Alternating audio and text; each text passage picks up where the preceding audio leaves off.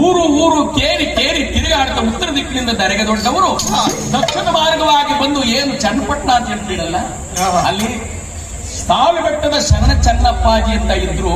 ಒಬ್ಬರು ಗೌಡ್ರ ಮೇಲೆ ಜೀತ ಮಾಡ್ತಾ ಅವ್ರ ಹೆಸರು ಚನ್ನಪಟ್ಟಣ ಅಂತ ಆಗಿದ್ರು.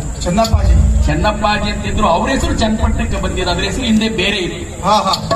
ಅವ್ರ ಹೆಸರು ಬಂದದ್ದು. ಅವರು ಕೂಡ ಕಾಲಜ್ಞಾನವನ್ನು ಬರೀತಿರೋ ಮಂಟೇಸ್ವಾಮಿಗೆ ಕಾಯ್ತಾ ಇದ್ರು. ಅವ್ರಿಗೆ ಆಶೀರ್ವಾದವನ್ನು ಮಾಡಿ ದರೆಗೆ ದೊಡ್ಡವರು ಆದಿವನ್ನಾಯಕರಲ್ಲಿ ಬರ್ತಿದ್ದಾರೆ. ಆದಿವನ್ನಾಯಕಲ್ಲಿಗೆ ಬಂದು ಒಕ್ಕಲಿಗರ ಮುದ್ದವನ ಮನೆ ಮುಂದೆ ಒಂದು ಮಂಟಪ ಇತ್ತು, ಕಲ್ಲು ಮಂಟಪ. ಆ ಕಲ್ಲು ಮಂಟಪದ ಮೇಲೆ ದರೆಗೆ ದೊಡ್ಡವರು ಎಲ್ಲ ಬಂದು ರಾತ್ರಿ ಅಲ್ಲಿ ತಂದಿದ್ರು. ಕಲ್ಲು ಮಂಟಪದಲ್ಲಿ ಬಂದು ತಂದಿದ್ರು. ಎದುರು ಮನೆ ಒಕ್ಕಲಿಗರ ಮುದ್ದವನ ಮನೆ.